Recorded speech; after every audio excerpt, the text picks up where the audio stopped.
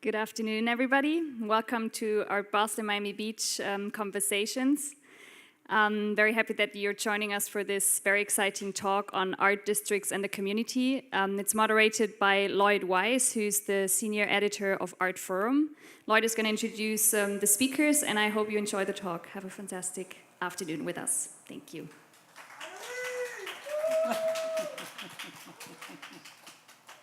All right, here we go. I'm very happy to be here for this, with this illustrious group of co-panelists to discuss art communities, art worlds, urban development, and the like.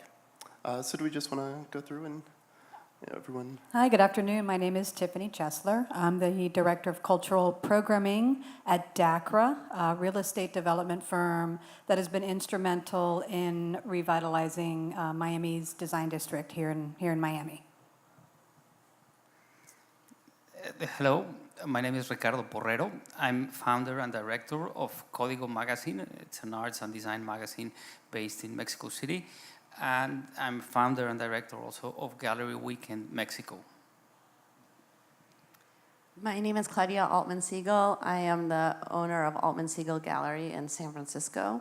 I think I was invited to be on this panel because I just moved to a new arts district in San Francisco. That's the Minnesota Street Project. All right, so to kind of kick things off, we're all here for an art fair. And so I thought we'd kind of talk about the unique role that an art fair performs for a city, for an art community, and how the projects you guys are involved in have evolved in response to that or as kind of a counter to that. Ricardo, you had some thoughts in the green room. Okay. I think, in my case, one of the issues that the Gallery Weekend format addresses. I don't know if you're familiar with the format, but it's a platform that presents exhibitions in gallery spaces for a weekend. So we've seen dramatic changes in the dynamics in the art world due to globalization and information technologies and proliferation of art fairs and biennials, and this has caused some damage to the typical brick and mortar gallery where all the action actually happens. So Gallery Weekend, what it intends is to bring back attention to the gallery, to the brick and mortar gallery, and to allow the galleries to show their program and to engage with a wider audience and to build a community around it in the short. And now, Tiffany, you were saying that Dacra has itself a kind of relationship with Art Basel Miami Beach, and that the fact, Art Basel bringing this international art community to Miami, and that has been really beneficial. Yeah, I think, when you live here year-round, Art Basel has, kind of a multi-pronged effect on the city. During this, weekend, which actually feels like it has turned into an entire week, is really fantastic. I mean, Art Basel choosing Miami Beach as the location of its second fair really propelled Miami into the forefront in the global arts community. Does that happen year-round? Maybe, maybe not.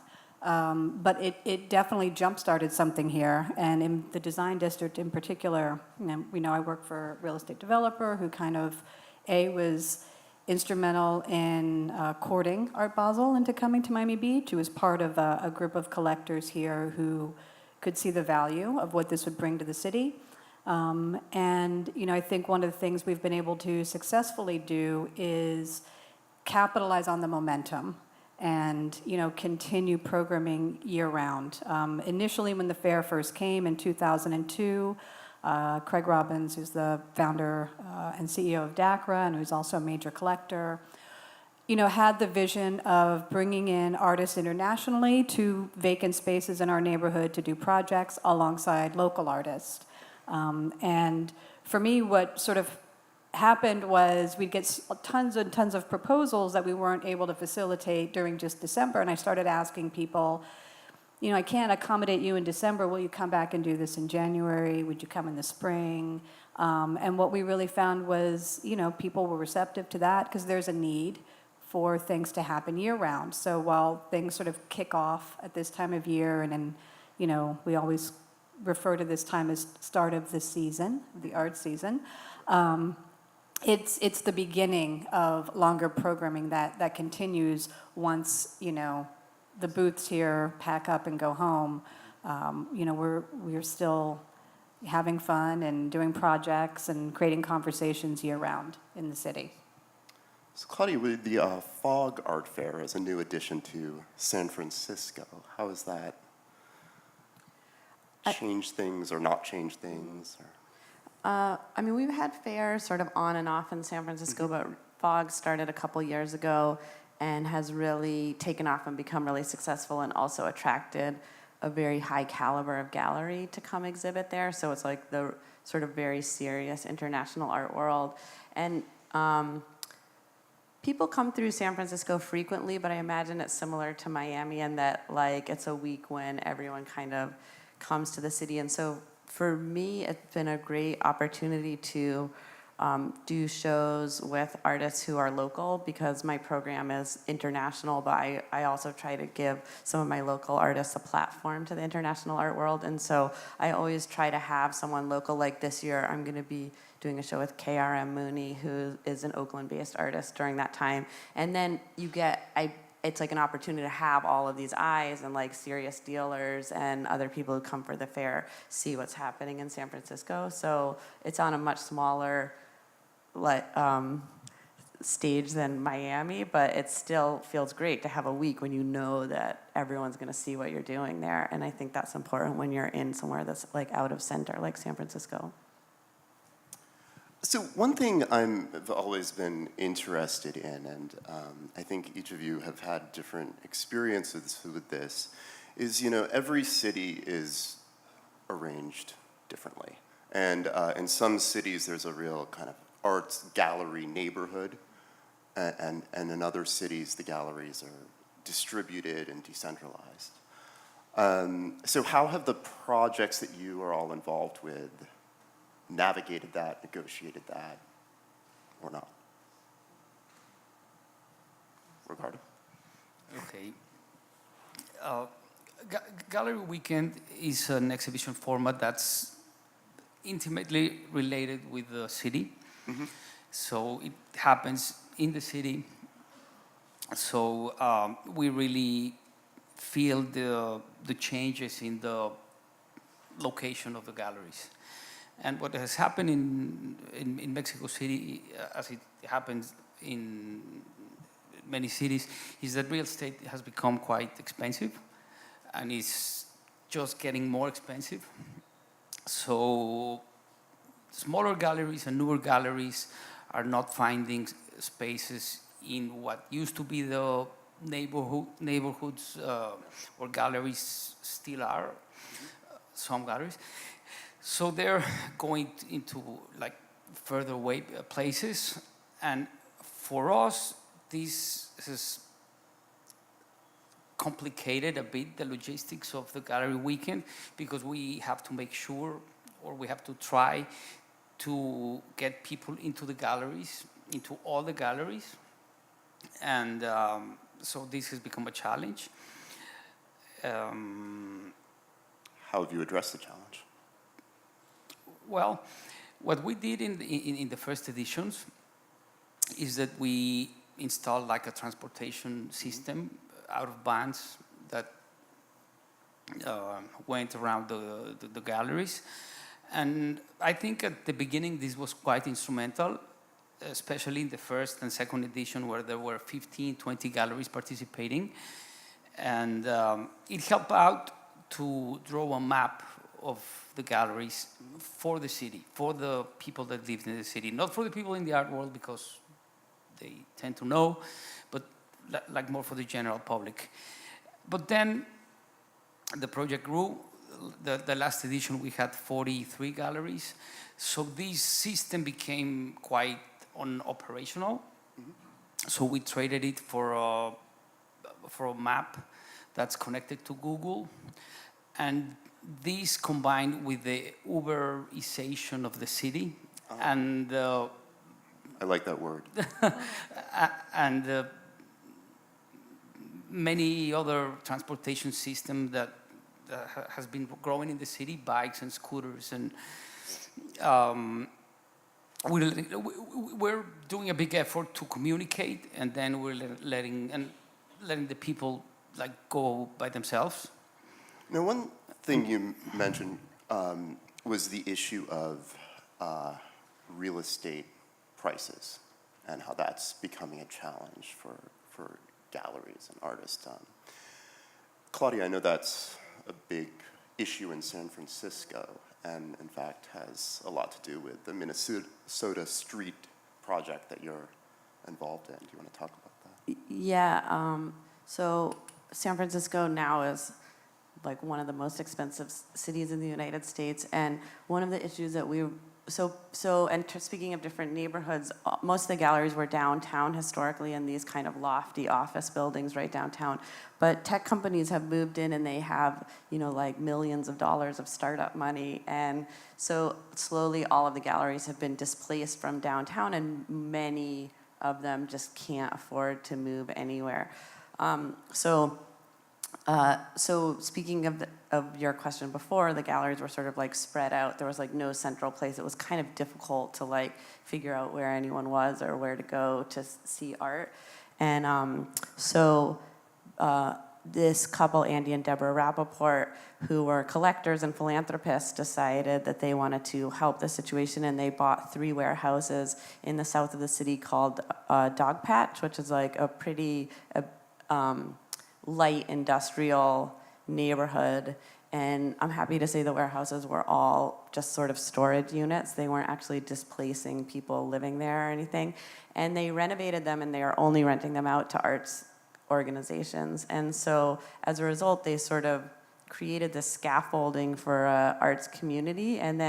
But they did it in a very classy way, where they created these sort of beautiful buildings and then let us build them out on the inside and do whatever we wanted. And so it doesn't feel, even though it was maybe started in this sort of inorganic way, it feels organic when you're there. And basically, in a way, it was this sort of amazing thing where they just brought so many arts organizations and artists to the same neighborhood that now the neighborhood is like taken on this kind of like colorful feeling, and it's really nice. And so as a result, a lot of the galleries that had been displaced from downtown now have spaces to thrive there. And it was pretty effective philanthropy for the arts in the city.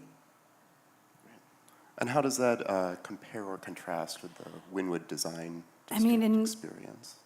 In Miami, there's a, obviously the sort of similar experiences of people being pushed out. Wynwood in particular has a mass of galleries, that moved in over the years, and then as developers realized the value and rents were shooting up.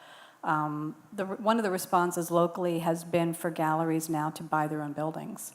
I can think of at least 4 gallerists that I know of who decided that the way to maintain their space and their autonomy was to own their own space.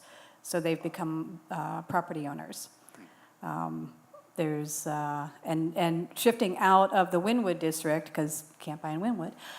They've discovered another neighborhood. It's the Little Haiti, Little River area of Miami, where some purchasing has been going on, and so that's the next phase in Miami, I think.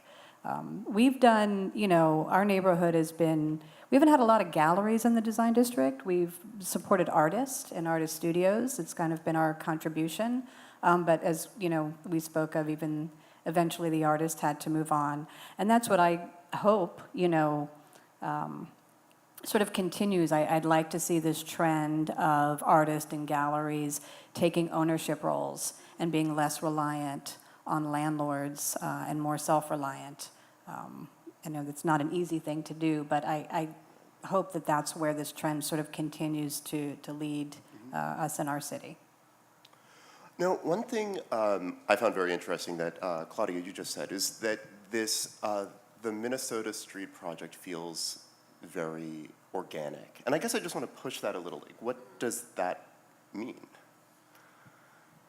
Okay, maybe I don't want to give away too much of my bias, but I feel like as a gallery owner, like an arts professional, I have an identity and a creative agenda that I feel very married to, and so it felt like a big battle to me in a certain way when they invited me to come be a part of it, to be part of like a community, which I don't mean that, but it's like your context is important as a gallery, and your artists care about the context and all this stuff. And so when someone's like, "Oh, we're starting this arts district that, that's going to be all galleries," it's like I had a lot of nervousness about it. It's like the gallery's doing fine. Like I don't necessarily need their philanthropy. I don't want to be in a context with other galleries that I don't think are as rigorous as mine. Like all of these kinds of fairly intense judgments about it. But in the end of the day,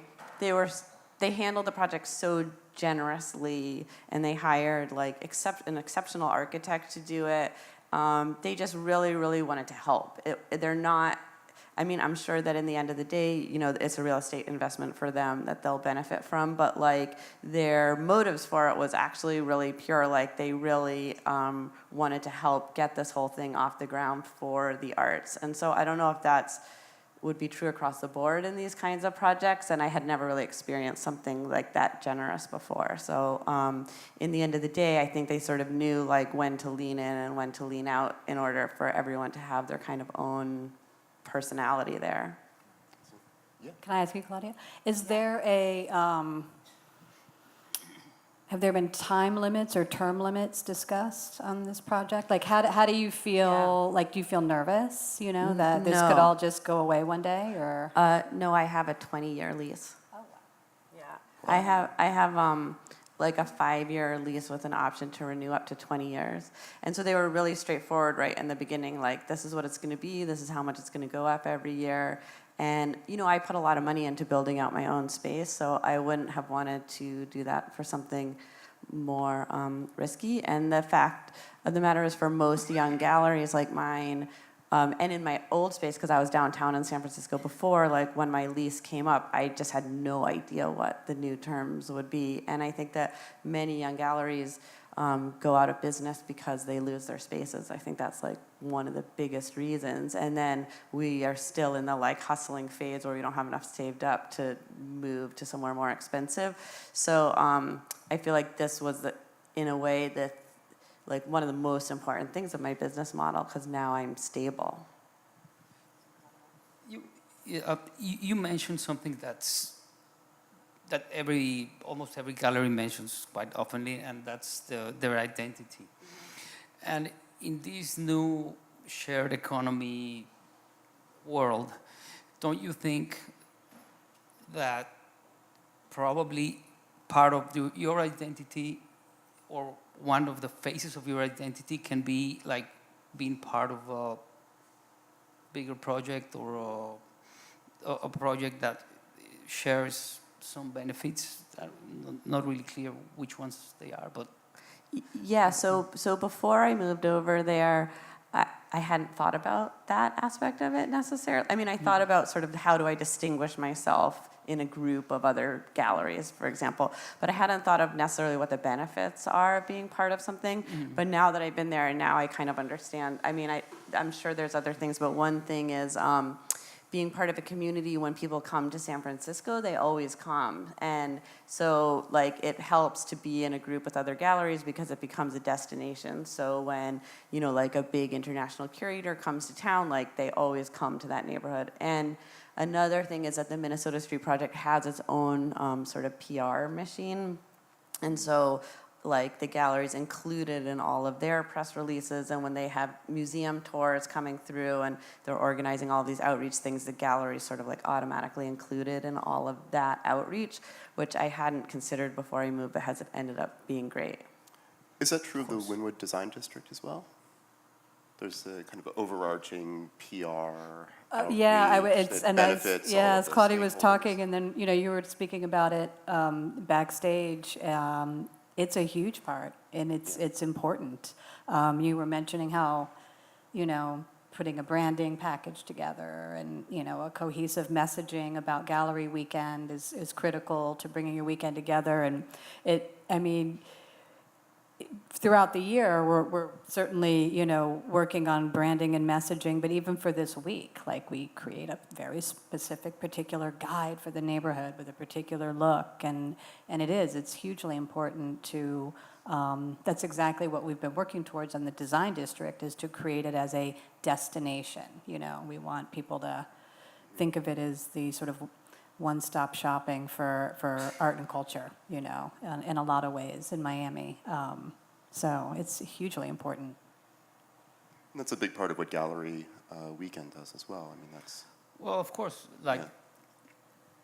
packaging 40 exhibitions in one weekend is quite attractive from the audience perspective. Mm-hmm. So although galleries are working all year round, and they have maybe 4, 5, or 6 exhibitions a year, there's this one time in the year where you can see new shows in every gallery in the city, even in some galleries from other cities that come and do pop-ups during the weekend. So it becomes quite attractive, and it becomes social, and it's fun, and you meet people, and there's conversations, and there's a bit of what happens in the art fairs, but in a much something more that feels extended. like community. It does feels like a community, and that's why I was asking this question of in this new era, isn't this issue of belonging to a community going to be part of your identity? That's it's a question I make to myself, and. Yeah. And so I have a question, I guess, about the Wynwood Arts District. And, you have these art spaces next to retail spaces and a number of different kinds of endeavors. I don't know what the term would be for it. So I wonder if you could talk a little bit about the cross-pollination that might result between these sorts of businesses. It happens on multiple levels. Mm-hmm. The sort of biggest uptick in sort of new retail in the design district has been fashion, high-end fashion. And I remember one of the first sort of big brands that came into the neighborhood was Louis Vuitton, and to be part of this community, that we've sort of talked about here a little bit, they did they had Retna, the artist Retna, do the facade of their new store to announce their arrival in the neighborhood. And Retna had been recently featured in a gallery, just nearby, and was sort of part of this street art scene here, taking off in Miami, and they commissioned them to do a scarf. And so there's kind of all of these opportunities that artists can start to get when, big name brands with nice, healthy budgets can, put towards them and their career and the work that they do. And there's benefit to everyone. I don't really think like an artist who works with a brand is selling out in any way, shape, or form. I think anyone who can seize an opportunity and further their career and further their name and further sort of this bigger cause that that we're all a part of, like participating in this community of the arts world, it's better. And so you get a lot of that. It's sort of high, low, mixing together, and people finding opportunities in unlikely pairings sometimes. Right. Well, and Claudia, you had some comments about a different kind of cross-pollination with the Minnesota Street project, where there are some technology firms nearby. So one of the things that's interesting about the project is they have four buildings. One of them is galleries with a restaurant in it. My building is just 3 sort of big spaces. There's a separate building that's art shippers, and so we all sort of like use their local art shipping company. And then the 4th building is artist studios, and so the artist studios is divided up, and artists apply for them, and once you get one, I think you can keep it as long as you want, and the rent is not very expensive. But the way that they organize that is there's a large office in the front that they rented out to Adobe, and so they have programmers from Adobe in the front who are sort of the more like working on these sort of more cutting edge artistic programs. So for example, like painting in virtual reality and like these kinds of things like that. And they'll occasionally reach out to the artists in the artist studio and be like, hey, do you want to come try this new painting program that we're working on? Or they've had days where they've opened it up to the community. So I've been able to go over and like put on the glasses and make 3-dimensional sculptures in space, which is fun. But basically they're charging, I mean, I don't know what the numbers are, but they're charging Adobe like probably market rate plus in order to be there. But as a result, it takes a lot of the burden off of the artists for paying for that space and lets them have cheaper rent. Great. And now, one subject that often, we've kind of touched on it a little bit, but I think it would be good to take the bull by the horns, as it were, is gentrification is a subject that oftentimes comes up in discussions of artistic communities. And so how can the kinds of projects we're talking about, whether it be like a gallery weekend or a development project, how can that be done in a responsible way that takes issues around gentrification into account? I don't know. Who wants to start? I mean, San Francisco, it's funny because I know what the point of what you're saying is, and I think you're right about. But this is just like the biggest problem in San Francisco now, like across the board. Overwhelming. To the point where like artists and galleries were like really being gentrified right out of our spaces. Even like that's how far it's gone. So yeah, I mean, it's like a crisis, basically. I mean, one thing I felt like about the space where I moved, as I said before, I was happy that it had just been like storage. It wasn't, because I've also heard of other spaces going, like people buying buildings in the Mission that were like Mexican grocery stores for the past 30 years. So that would have made me feel worse if that were the case. But at least this was a little bit of an abandoned neighborhood that we're sort of just like pushing into. I see gentrification as part of a much larger thing, and it's one of the arts community and gallery community like biggest concern. So I see galleries maybe in the future not having a space. It sounds a little bit radical, but maybe galleries running their business out of an office and then doing exhibitions in like temporary spaces where they can. And this would be done in response to there being rent being so high that a storefront space would be unavailable? Yes, totally. I mean, as I mentioned earlier, probably in the last 20 years, the dynamic of the art world has changed dramatically. And 20 years ago, galleries used to do like maybe 12 exhibitions a year. And then the ecosystem went like more art fair driven. And they stopped doing so many exhibitions in their galleries. So now they do maybe 4, 5 exhibitions a year. So when you're paying a big rent for a space that's doing 4 exhibitions a year and that's been really attended maybe the day of the opening and then a few days after that, then you're paying like a huge rent for an empty space all year round. And the exhibition space is still critical and important to the gallery and to the system. Art is now oftenly produced there, so it's important for the artist, and it's important for the galleries, and it's important for the environment to do the exhibitions. And it's important that the galleries do receive certain amount of audience, and then that's like kind of where Gallery Week can really make a difference.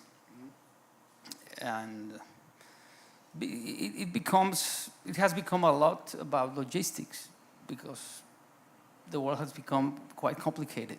Right. And expensive. I mean, I think the art world gets a little bit of, a bad rap in the gentrification conversation.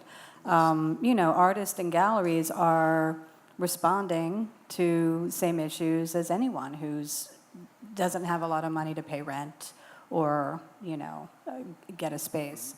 And so they're just sort of following. I mean, just like I mentioned Wynwood earlier, there were so many galleries in Wynwood, and now, the inventory of galleries is dissipating, and it's no fault of the gallerist. I mean, they're still there trying to eke out a living, and not, that the model is changing for, how you work in the gallery world, and so.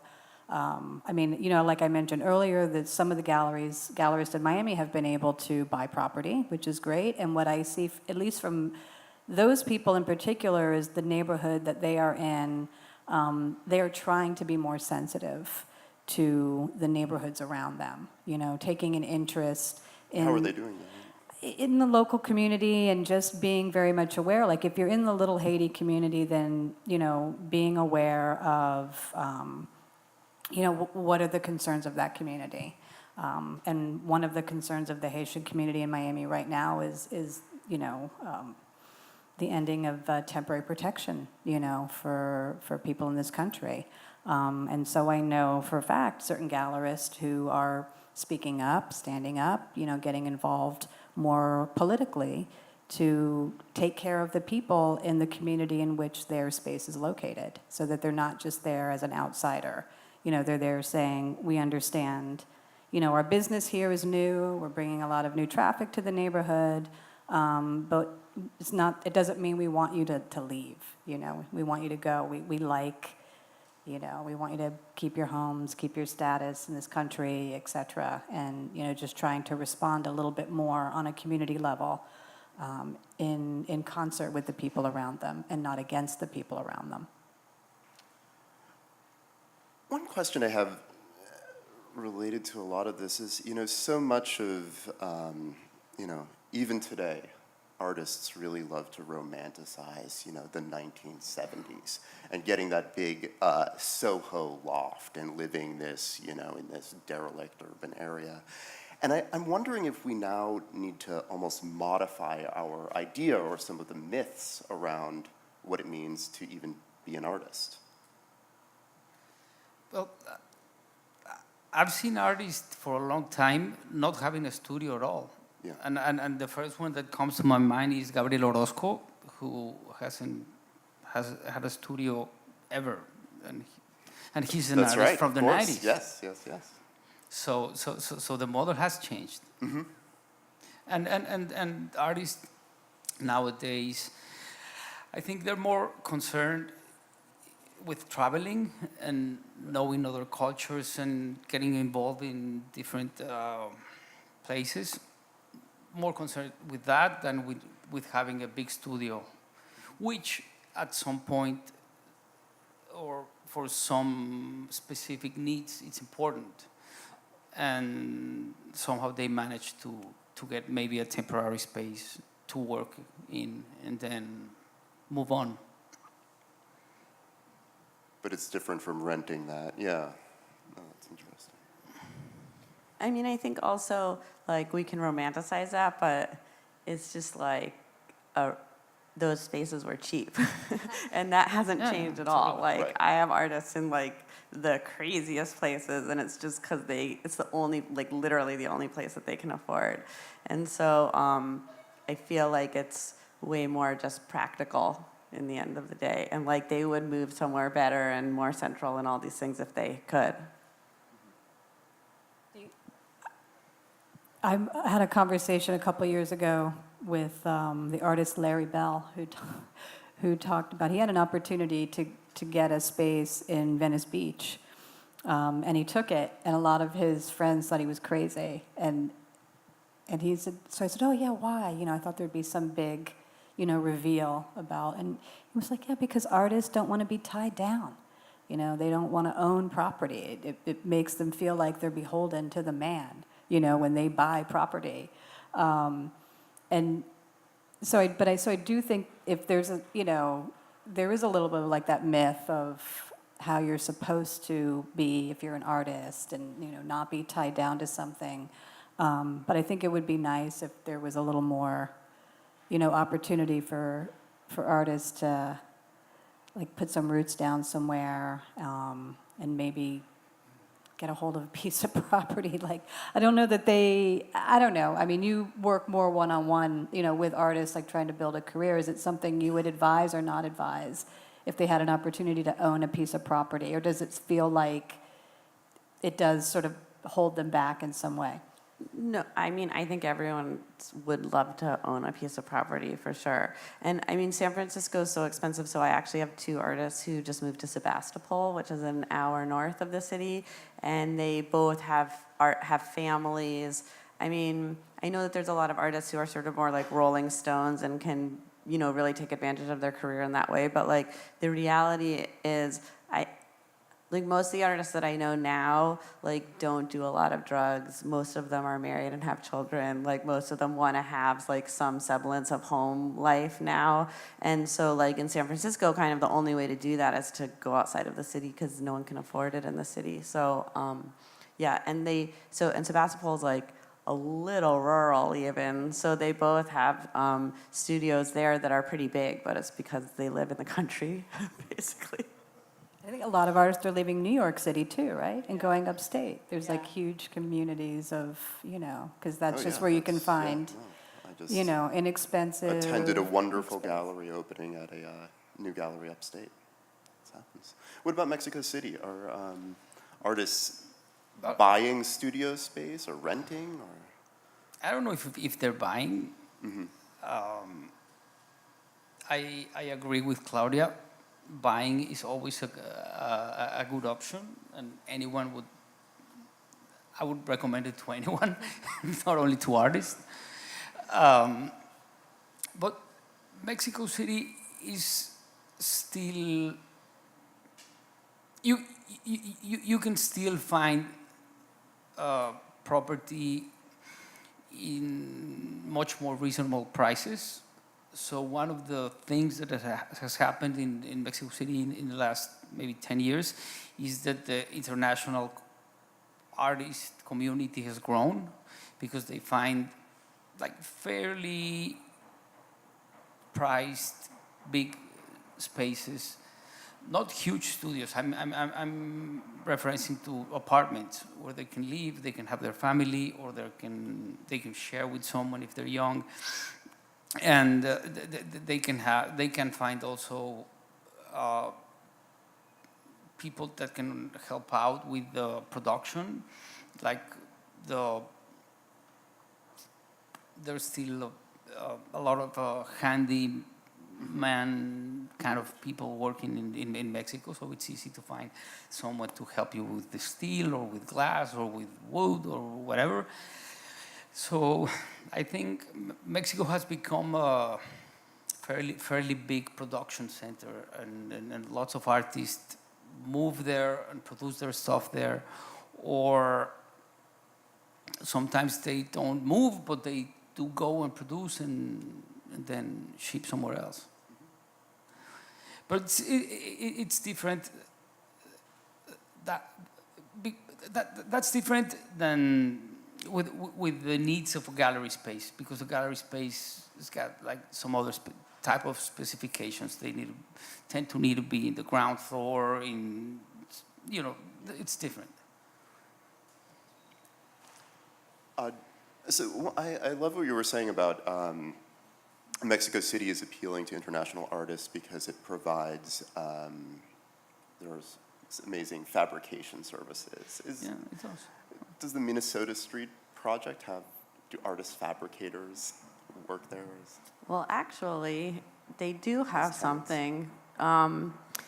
But I like what you were saying about that, because getting things made in San Francisco is super expensive. So that's like an issue. And I mean, maybe at the level that you're talking about, they don't have it, but there is actually a kiln and a wood shop and a computer lab in the artist studio building there that I don't know if like as a gallery we're really supposed to use it, but of course we know everyone who's over there, so it's not that hard to like get access to it if you want to.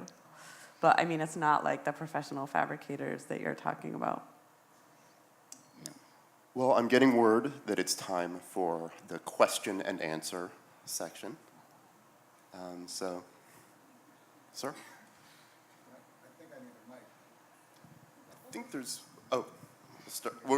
we'll get you next. We're going to start with someone right behind you. No problem. Ladies first. Dibs. Hi. I actually am a fellow at YBCA, so hey, Bay Area. I love MSP. So I actually am thinking a lot about like the virtual reality space, and I'm interested to hear your thoughts around how these sorts of emerging technologies will help to preserve access to these art spaces in places where they are being heavily gentrified, and thinking about like how the work can live on in another realm, essentially, and then also how that other realm can provide access to folk that don't typically feel a sense of belonging in traditional art spaces. Does that make sense? So it's kind of like twofold, like on the artist's perspective, how they're able to show their work still in a virtual space, if there isn't a physical space for it to still be admired. Kind of like what Ricardo was saying with like, we may not have galleries anymore. We may just have to rent an office, and then the work would only show up in exhibits every once in a while. But then also for folk that don't typically find themselves carrying that sense of like belonging in traditional art spaces, how can the virtual reality space bring the art to them and kind of like render that gap? Does anyone want to address that? So, someone from the tech area. Which I'm not. I mean, I don't. That's a good question. I think that where I'm working in the design district is a little. I don't know that we're in a position to respond to something like that just yet, but probably the institutions. Like, I feel like that's a little bit more of an institutional challenge. I mean, clearly where I'm at, like I said, we're looking to make it a destination. So we want people to come there and have the real on-the-ground experience. But I do know just some readings of the Knight Foundation. It is a big sort of push from a grant-giving perspective that they are looking for institutions to tackle that question. And so I feel like that's kind of an institutional, or should be an institutional objective at this point in terms of incorporating tech and pushing content out into the world when you can't get people to come in. I mean, I don't know. I think the question is still out, so I hope that's what you're working on in your fellowship. I'd be interested to see.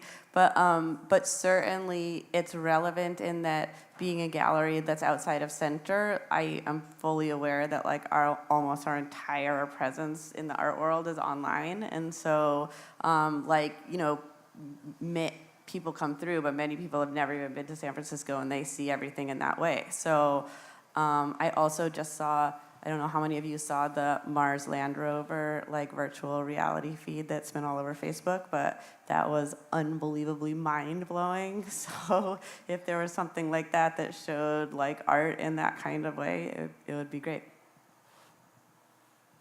Yeah, I mean, that's a big subject that we didn't really address, is the very real creative communities that exist online through social media platforms, and how that comes to inflect the way in which the art world operates, and indeed its whole ecology. A conversation for next year. Sir, did you have that? My name is Herman Milligan. First, I wanted to thank you for having this very important conversation. And I'm from Minneapolis, and I'm on the excuse me, on the board of directors of the Northeast Minneapolis Art District. The first thing is we're planning to do a follow-up to an art action plan that was done like 15 years ago. So I was wondering if any of you are doing that kind of research to say, okay, what's the impact, what's happening. And the second question is, in our city, we do a creative economic study. So in the city of Minneapolis in 2016, the creative economy created $4.5 billion to the city. Of that, artists and gallerists were $275 million. So I was wondering if maybe you had any kind of research like that. Thirdly, I'm on another board, Art Space Projects. We're the nation's largest affordable live-work space developer. So in that district that we have in Minneapolis, we have a 40-unit building, and artists live there at below market rate. So I'm wondering if there's any kind of partnerships like that. Well, I mean, here, and I know you know this, there are some organizations that are taking on the idea of providing the live work space for artists. It's some new models and new concepts that are sort of starting to emerge. So I think in our city, we'll sort of, we'll see where it goes. The economic impact is apparent this time of year and moving forward. Arts have been, a huge push for Miami's economy overall. I don't think anyone can sort of deny it, and people are really are aware of it. That's why we sort of embrace this gridlock of traffic every year and welcome Art Basel, Miami Beach, throughout the city. It's a little bit, it's kind of a pain, but at the same time, everyone is really, really aware of the economic advantages it brings to the city. And so for that, we are certainly grateful, and, we'll put up with a few,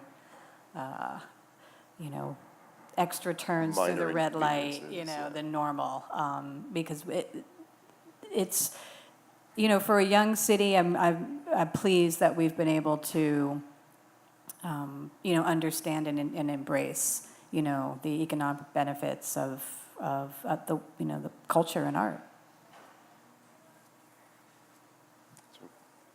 It's so funny. I never thought about that, about like art bringing money to the city.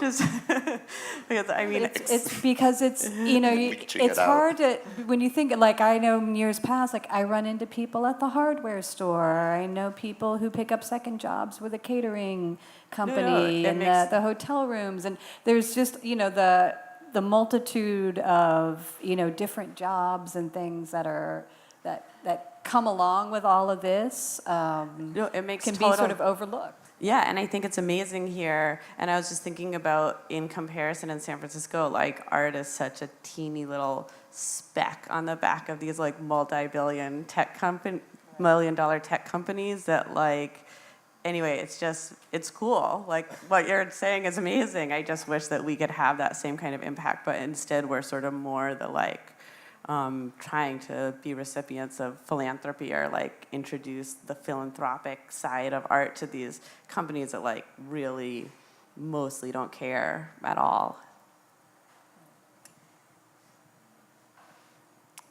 Any more questions? Yes. Yes, my name is Armando Kumar, and though I am the chairman of the Hispanic American Diabetes Foundation for 20 years and doing all these kind of things. My point is this one. Like in Little Havana, for example, we got now all this development with the, doesn't matter, but mayor of the city, and that is in Little Havana. In here, we are planning in Miami Beach, the development at the North Beach, which the developer is. Now, what is my problem? My problem is that, example, in Wingwood, we try to help one of these emerging artists.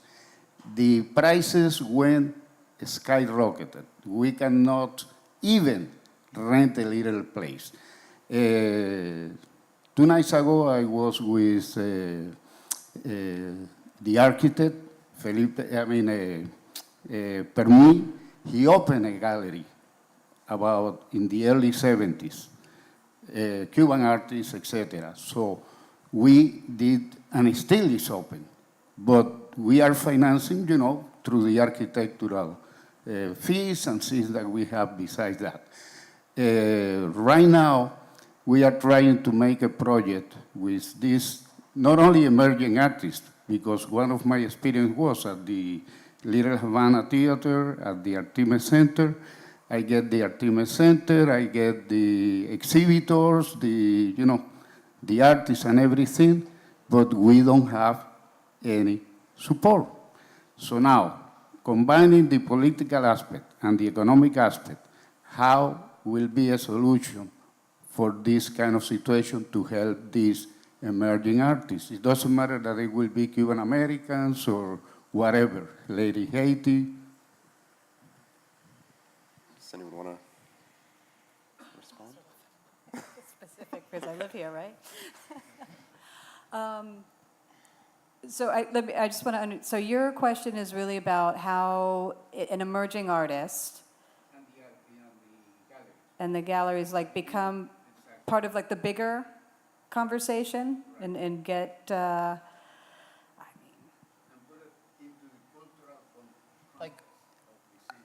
As a developer, how can you help a gallery?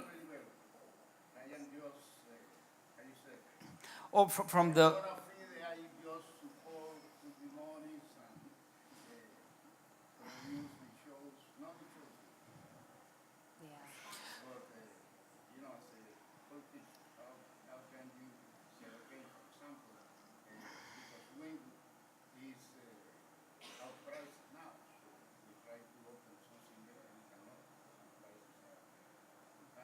So he's talking about the impact of gentrification on Wynwood. Because now it's getting too, what you've been talking about, it's real expensive. Now, how do you help it? Well, maybe the Minnesota Art Project is exactly what it's doing. but that was one person, right? Or Yeah, Minnesota Art Street.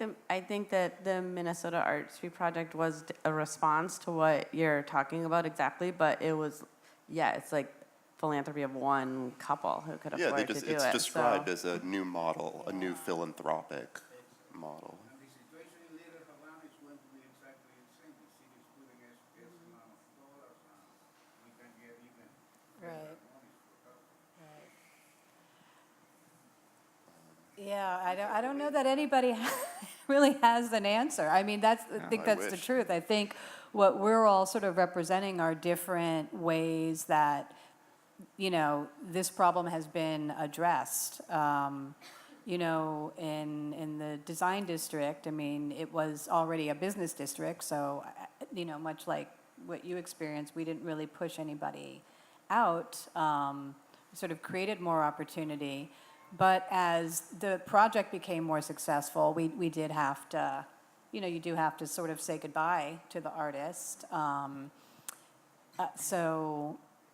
It's I don't know that there's one real right answer. I think a lot of it is just finding folks in the community who will step up, convincing those people, to be more philanthropic with their projects and with their buildings. Even there's a great residency program, the Fountainhead residency here in Miami, who, I mean, they're sort of being pushed out of their own project at the moment because the owners of these spaces that were, giving them to artists for low-income rent sold the property and, made a deal with the new owner, but that deal is coming to an end. I mean, here I know, the Art Center South Florida on the beach has been trying to, use their endowment to, keep their projects going and keep low-rent studio space going for artists. Bakehouse Art Complex is looking into evolving a model for live workspaces for artists. Yeah, I think it just sort of continues to be, reaching out to the right folks within the community. And just, probably in this perspective, and what you're talking about in particular is maybe just figuring out who amongst the community has already done it, and then connecting with those people to dig in a little deeper to see what could happen in Little Havana. So maybe we talk afterwards. Are there any other questions? Just off the back of that, I was just thinking about where's the municipal responsibility? And can any of you speak to that? How's the city getting involved in helping conscious, minded developers in collaboration with the community think about not pushing out, the local people, not pushing out the artists? Where is the government? Where's the city? Where are the other municipal organizations that can have a hand in this to stop this? Because cultural communities rely on culture and the people that live there. Otherwise, they're hollowed out. So now Little Haiti will be next, and then the next one, and the next. So how does this stop? How do we welcome all people into these communities? Where is the city engagement? If you had any, is that part of the Minnesota Street Project, for example? Is there any No. government participation? No. I mean, it's like a light industry area. It's zoned for specific things. So like all of our contact with the city has been through permitting, which they've made like really, really difficult. And no, I mean, it seems, I can't speak to it that well, but it seems more like they're more interested in getting these bigger companies that want to spend money in the city than helping anything philanthropically like that. So what we did, I'm sorry. So what we did in Minneapolis, the art district, we had public forums. We invited the public. We had one on creative sustainability. Then when it was the election for the mayor, we had a forum on the mayoral candidate. We invited all the candidates, and they had to talk about, okay, what would they do if they were mayor relative. And then we had one for the city council. And after that, we've created these volunteer communities who have taken topics, and now that's what we're working on. Is that all? Do we have time for one more? Or? No. Okay. We're good.